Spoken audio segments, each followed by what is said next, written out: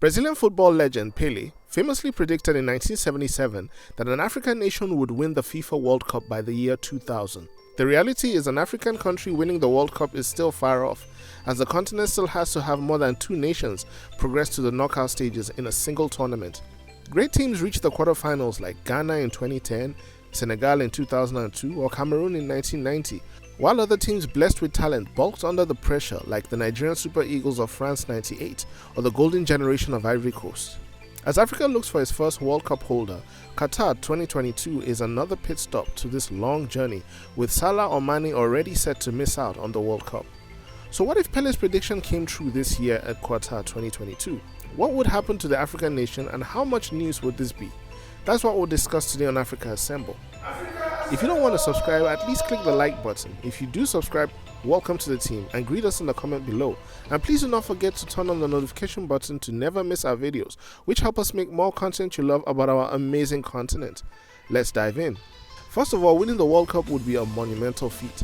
The winning country would have to endure 2 years of the qualification phase, which would include coming first in a group of 4 African countries, then winning a 2-leg knockout game to be included in the World Cup. Then after an intense squad selection process and transporting the players, coaching staff and sometimes the supporters club, the team has to come first or second in their first stage groups at the tournament. After that, the team has to progress through the knockout stage, the quarterfinals and the semi-final stages. It would also have to deal with the psychological and physical fatigue of playing multiple games in a short period of time.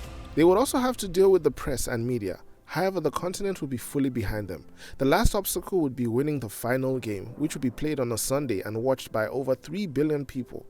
In the wake of a victory, Africa would erupt. The people of the winning African country would be filled with so much emotion, and history would be made as the players are presented the trophy for post-game celebrations. So what happens to the African team that wins the World Cup? They are given gold medals with the World Cup insignia on them.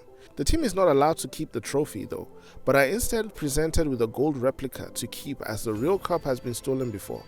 Monetary gifts will be presented to the winning team in the amount of $50 million with occasional bonuses for golden boot or golden glove winners. For recognition, the team is equipped with a FIFA Champions badge on their jerseys to wear for the next 4 years. Winning the World Cup also affects the team's rankings, as it would usually be bumped up in accordance to the amount of wins and goals scored. They may not necessarily be ranked first, however they would usually jump up significantly. While other teams have to qualify for the next World Cup, the African team would instead play friendlies, as the host and defending champions have an automatic entry into the tournament.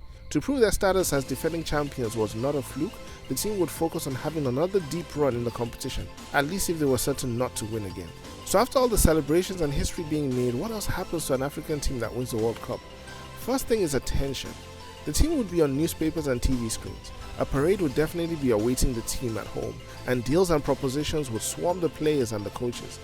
European scouts for big clubs like Barcelona or Manchester City will approach players with tantalizing offers to join their club. The pressure added to the nation would also be around, as the team would be considered favourites in the next African Cup of Nations. At least they will have 2 years to prepare. Winning the World Cup would also bring recognition to the country, and if not taken for granted, the publicity could be used to improve tourism for the country. A national holiday could be created.